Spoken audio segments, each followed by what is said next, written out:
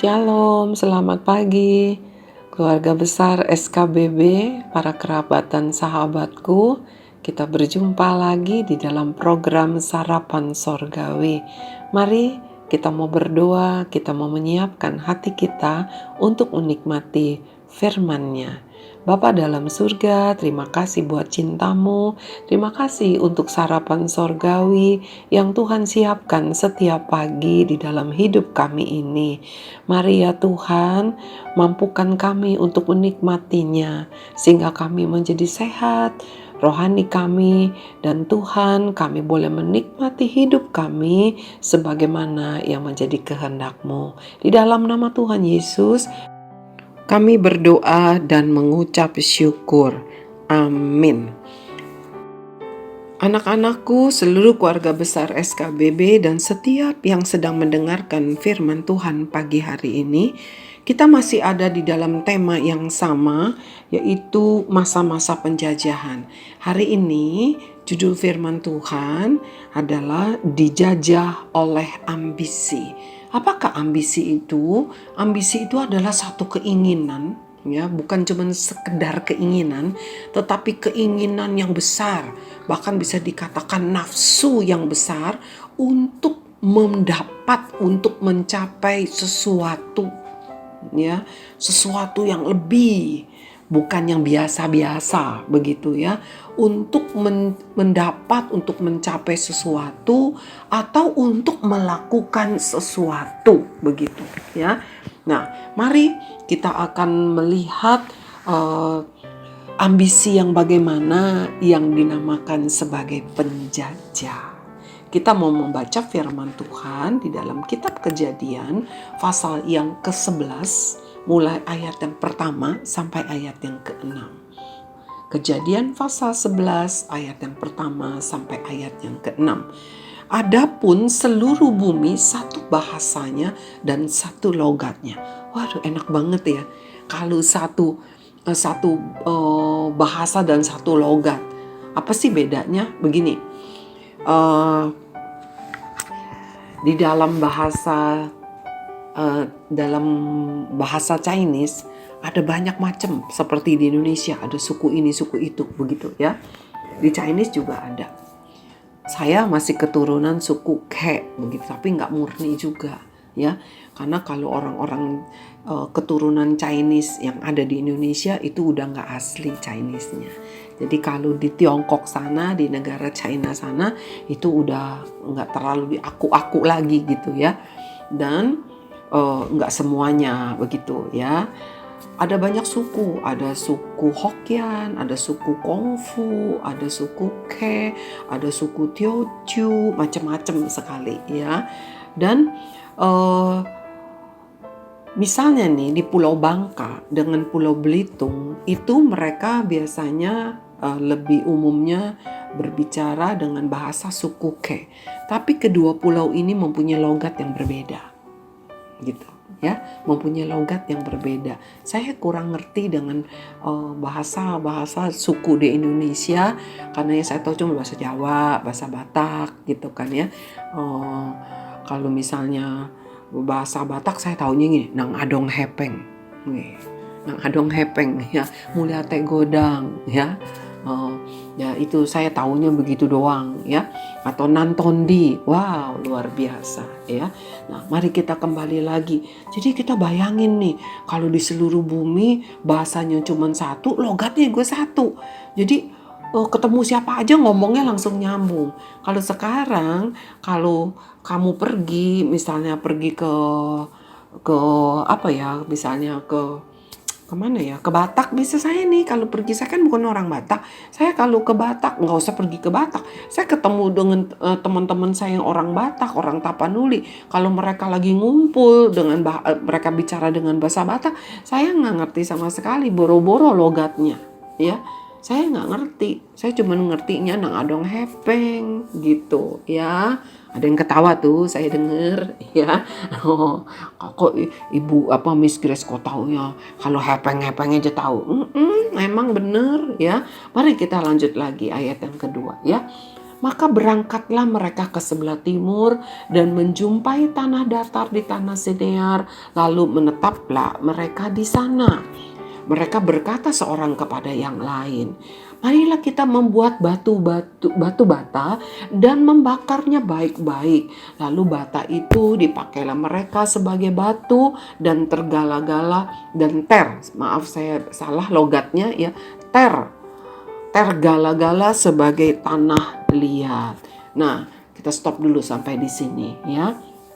Jadi mereka nih manusia kan sekumpulan nih berangkat nih ke sebelah timur gitu ya, sampai di tanah Sinear, lalu menetap di sana begitu ya, sampai di tanah Sinear menetap di sana. Ini kejadian setelah apa? Setelah air bah Nabi Nuh ya, setelah air bah itu begitu ya. Nah kemudian apa yang terjadi begitu? Jadi air bah kan udah habis manusianya. Ini keturunannya dari Nuh. Ya, keturunannya dari Nuh kan ada Sem, Ham, dan Yafet. Nah, mereka itu meskipun mereka dari keturunan dari 3 anak ini, bahasa mereka sama, logatnya sama gitu. Lalu mereka bersama-sama ya bersama-sama berangkat menuju ke tanah Sinear begitu. Sampai di sana mereka mulai belajar membuat batu bata. Ya Tuhan kasih kepandaian itu. Dari tanah mereka buat batu bata, lalu bukan pakai semen ya, tapi bukan dari dari ter gala-gala itu kayaknya kalau nggak salah semacam kayak nanti mungkin kalian bisa cari lagi ya di Google, tapi kalau saya tidak salah pengertian itu seperti dari lumpur gitu ya, lumpur di rawa-rawa begitu ya, seperti itu. Nah kemudian tanahnya agak basah lah pokoknya. Nah kemudian kita lihat ayat yang keempatnya ya, setelah mereka membuat batu bata, mereka dapat pengertian untuk membuat batu bata. Ayat yang keempat juga kata mereka. Jadi setelah mereka bilang kita bikin batu bata yuk, terus mereka lanjutkan lagi pembicaraan. Marilah kita dirikan bagi kita sebuah kota dengan sebuah menara yang puncaknya sampai ke langit. Jadi mereka pikir, wah ini ada batu ya, mereka bisa bikin kota nih, bisa bikin tembok kalau disusun-susun begitu ya. Tapi kita lihat kota dengan sebuah menara ya, bukan kota yang biasa, sebuah menara yang puncaknya sampai ke langit. Nah inilah ambisinya ya, inilah ambisinya. Mereka adalah orang-orang yang leluhur mereka adalah orang-orang yang luput dari air bah ya, luput dari kematian, luput dari kemusnahan lewat air bah yang Tuhan adakan di bumi ini. Keturunan dari Nuh ya, mereka tetap menjadi satu bahasa, satu logat ya. Kesehatian ada satu begitu ya, begitu luar biasa.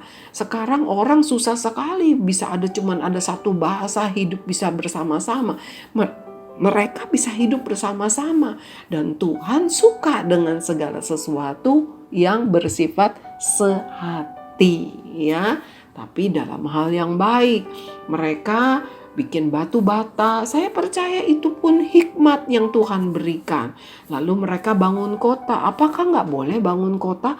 Boleh ya, nggak dikatakan tidak boleh. Tetapi kita lihat mereka ingin punya sebuah kota dengan menara. Jadi dalam kota itu ada menara. Menaranya bukan menara yang biasa, menara yang tinggi, puncaknya sampai ke langit. Dalam bahasa aslinya dikatakan samayim. Samayim itu bukan cuma langit tapi juga sorga ya. Dan marilah kita cari nama supaya kita jangan terserak ke seluruh bumi. Sekarang kita lihat lagi ya. Yang pertama, mereka adalah ciptaan yang telah diselamatkan oleh Tuhan dari kemusnahan. Ya, mereka adalah keturunan Nuh, orang yang sangat dikasihi Tuhan. Ya, orang yang hidup bergaul dengan Tuhan, Tuhan sangat mengasihi Nuh. Oleh sebab itulah Nuh dengan ketiga anaknya, ketiga mantunya, istrinya, dan binatang sepasang demi sepasang, entah ada berapa macam binatang itu, bisa mendapatkan keluputan dari air bah, di mana manusia yang lain semua musnah. Tapi keturunan Nuh ini, ya, mempunyai satu ambisi. Mereka mempunyai satu ambisi untuk apa? Membangun sebuah menara sampai ke langit, sampai ke sorga, ya, supaya apa? Supaya jangan terserak ke seluruh bumi. Padahal Tuhan bilang, penuhilah seluruh muka bumi, ya. Jadi ambisi mereka untuk apa? Melawan kehendak Tuhan. Nah, anak-anakku dan semua yang sedang menikmati firman Tuhan, sarapan sorgawi pagi hari ini, kita harus periksa hidup kita. Apakah di dalam diri kita ada ambisi yang melawan kehendak dan rencana Tuhan di dalam hidup kita? Itu sangat penting. Karena ketika ada ambisi itu artinya kita mulai masuk hidup dijajah di dalam ambisi itu. Kita nggak menjadi lagi orang yang merdeka. Kita mempunyai keinginan yang tidak sesuai dengan kehendak Tuhan pencipta kita. Membangun menara sampai ke langit dan ingin membuat nama, memecahkan rekor, begitu, ya, kira-kira begitu. Supaya jangan terserak, katanya, berkumpul jadi kuat. Itu nggak sesuai dengan kehendak Tuhan. Mau ngapain bikin menara sampai ke langit, sampai ke sorga? Mau ngapain ngumpul terus? Tuhan suruh berserak, berkembang biak. Penuhilah seluruh permukaan bumi ini, berkuasa dan taklukkanlah. Mari pagi hari ini satu firman Tuhan yang juga luar biasa. Tuhan mengajar kita. Boleh gak kita punya ambisi? Boleh, itu merupakan satu keinginan yang kuat. Tetapi biarlah ambisi kita untuk memuliakan nama Tuhan. Jangan biarkan ambisi menjadi penjajah di dalam hidup kita. Ada banyak orang berambisi ini dan itu akhirnya jatuh ke dalam dosa. Saya mau baca, kita akan baca ya satu ayat. Di dalam dua ayat lah ya. Di dalam Yakobus pasal yang pertama. Kitab Yakobus pasal yang pertama, oke, ayat yang maaf sebentar ya, saya buka. Yakobus, ya benar. Ayat yang pertama, pasal pertama, maaf, ayat yang ke-14. Ya, Yakobus pasal yang pertama ayat yang ke-14 ya. Saya baca ya 14 dan 15. Tetapi tiap-tiap orang dicobai oleh keinginannya sendiri karena ia diseret dan dipikat olehnya.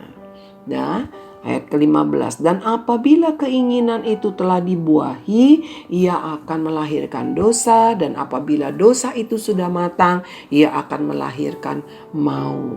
Ya, jadi seringkali kita mempunyai keinginan di sini adalah ambisi, keinginan yang tidak sesuai dengan kehendak Tuhan, ya, keinginan yang tidak sesuai dengan kehendak Tuhan. Sehingga itu akan mengakibatkan dosa, ya.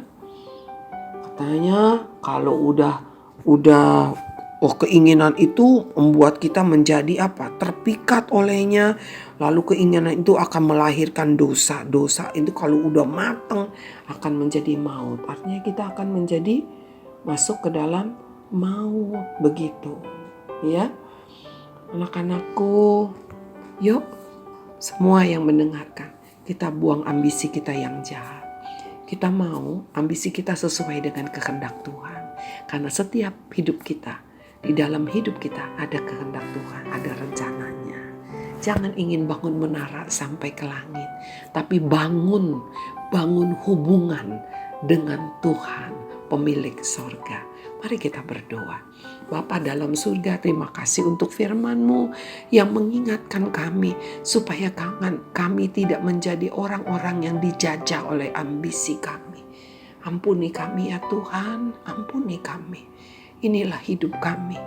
Mampukan kami agar keinginan hati kami adalah keinginan-Mu. Keinginan kami, ambisi kami adalah sesuai dengan rencana-Mu ya Tuhan. Kehendak-Mu yang sempurna di dalam hidup kami. Kami katakan di dalam nama Tuhan Yesus, segala keinginan-keinginan kami yang jahat di hadapan Tuhan, kami buang, kami tolak di dalam nama Tuhan Yesus. Terima kasih ya Bapa, terima kasih ya Tuhan. Kami mengucap syukur hanya di dalam nama Tuhan Yesus. Amin. Anak-anakku, hidup dalam ambisi yang benar, hidup dalam keinginannya Tuhan. Tuhan Yesus memberkati. Sampai bertemu di hari Kamis. 17 Agustus tahun 45